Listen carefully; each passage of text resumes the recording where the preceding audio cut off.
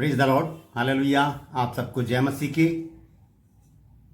परमेश्वर का धन्यवाद देता हूँ एक बार फिर से कि परमेश्वर ने ये मौका दिया है मुझे कि एक नए विषय को लेकर मैं आपके सम्मुख आऊँ, एक नया टॉपिक।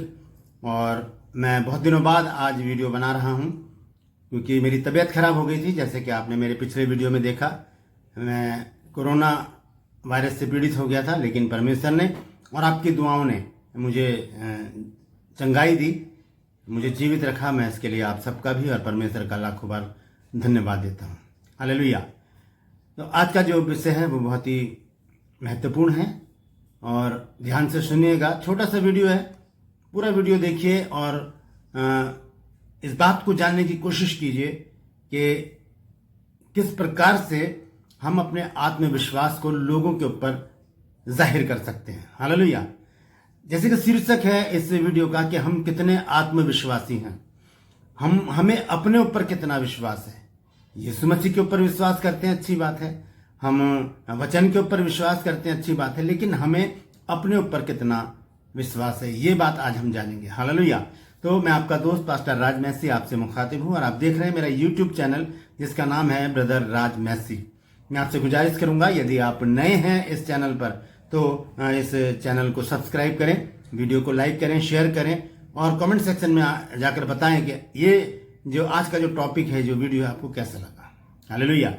तो आइए शुरू करते हैं और देखते हैं कि किस प्रकार से हम अपने आत्मविश्वास को अपने सामने वालों के ऊपर जाहिर कर सकते हैं, या विश्वासियों के ऊपर, परमेश्वर के लोगों के ऊपर या दूसरे लोगों के ऊपर हम किस प्रकार से अपने आत्मविश्वास को बता सकते हैं, जता सकते हैं, जाहिर कर सकते हैं।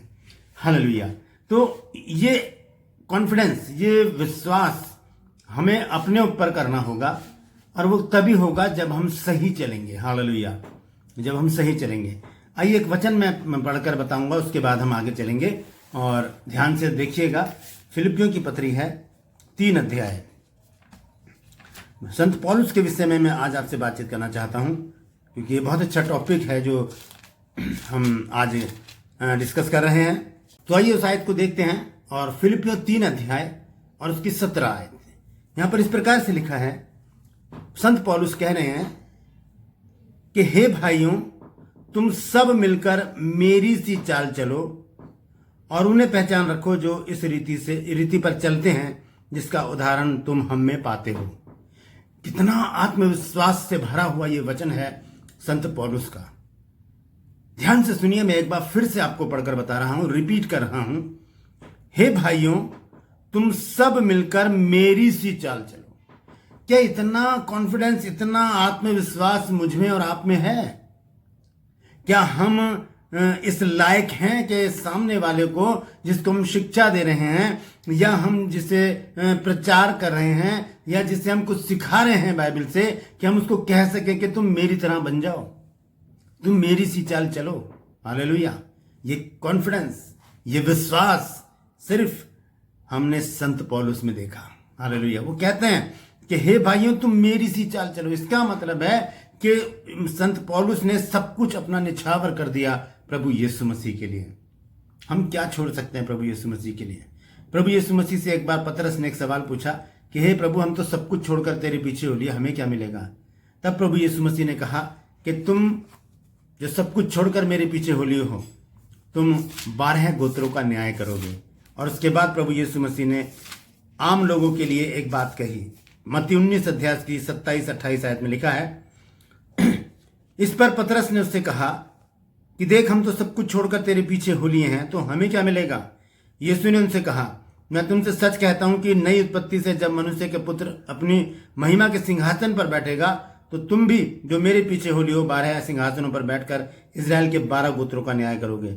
और उसके बाद प्रभु यीशु मसीह पतरस को जवाब देने के बाद फिर हम लोगों के विषय में कहते हैं, आम लोगों के विषय में कहते हैं, और जिस किसी ने घरों या भाइयों बहनों या माता पिता को या बच्चों को या खेतों को मेरे नाम के लिए छोड़ दिया है, उसे 100 गुना मिलेगा। हालेलुया। वो 100 गुना कब मिलता है? जब हम जब संत पौलुस की तरह फुल कॉन्फिडेंस में होते हैं, पूरे आत्मविश्वास में होते हैं और कहते हैं सामने वाले को कि मेरी तरह बन जाओ, मेरी सी चाल चलो। हम क्यों नहीं कह सकते? क्योंकि हम जानते हैं कि हम कहीं ना कहीं गलत हैं।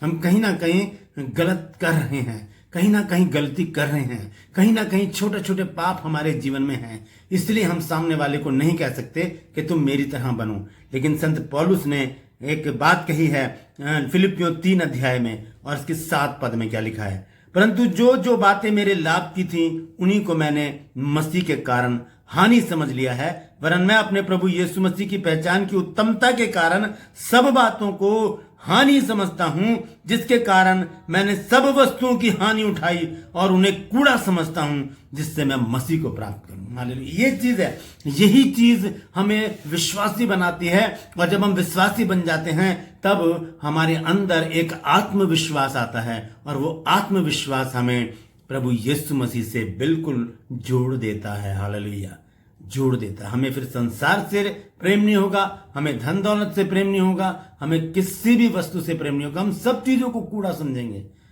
बस हमें प्रभु यीशु मसीह के पीछे चलना है। हालेलुया। आप ध्यान रखिए एक बात कि संत पौलुस कौन है? एक व्यवस्थापक था। जब वो शाऊल था और यीशु मसीह के अनुयायियों को मार देता था, उनको घसीट घसीट कर बंदी गृह में डालता था और पता नहीं क्या क्या उनके साथ करता था, बहुत टॉर्चर करता था उनको। लेकिन जब प्रभु यीशु मसीह ने उसको पकड़ा तब उसने बहुत अच्छी तरह से यीशु मसीह को जाना, और वो आज यहाँ पर हमें एक शिक्षा देता है। उसके कमेंट्स देखिए क्या है, उसके शब्द देखिए क्या है, उसका वचन देखिए क्या है कि हे भाइयों, तुम सब मिलकर मेरी सी चाल चलो। यही कॉन्फिडेंस, यही आत्मविश्वास मुझ में और आप में भी होना चाहिए। वो कब होगा? जब हम सही रास्ते पर चलेंगे। हमारे मन में, विचारों में, जुबान पर, दृष्टि में, चाल चलन में कोई भी गुनाह नहीं होगा। हम एक पवित्र जीवन जीते हुए जब प्रभु की सेवा में लगेंगे तब हम कह सकते हैं सामने वाले को कि मेरी सी चाल चलो। हालेलुया। ये आत्मविश्वास क्या आप में है? क्या मुझ में है? नहीं है तो आज ही इस आत्मविश्वास को बनाने के लिए हम एक राह पकड़ लें जो सत्य की राह है। हालेलुया। परमेश्वर इन वचनों के द्वारा हम सबको आशीषित करे। धन्यवाद देता हूं कि आपने पूरा वीडियो देखा। मैं गुजारिश करूंगा इसे शेयर कीजिए, लोगों तक पहुंचाइए, ताकि लोग जान सकें कि आत्मविश्वास की परिभाषा क्या है। हालेलुया। तो आज के लिए बस इतना ही। अगले वीडियो में फिर आपसे मिलूंगा। एक बार फिर से धन्यवाद देता हूं परमेश्वर का और आप सबका कि आप सब ने मुझे अपनी दुआओं में याद रखा, अपनी प्रार्थनाओं में याद रखा, और मुझे जो कोविड-19 हो गया था उससे परमेश्वर ने मुझे बाहर निकाला और आज मैं बिल्कुल ठीक हूँ। प्रभु आप सबको आशीषित करे, आप सबके साथ रहें, आप सबकी अगुवाई करे और अपने आगमन के लिए आपको तैयार करें। हालेलुया।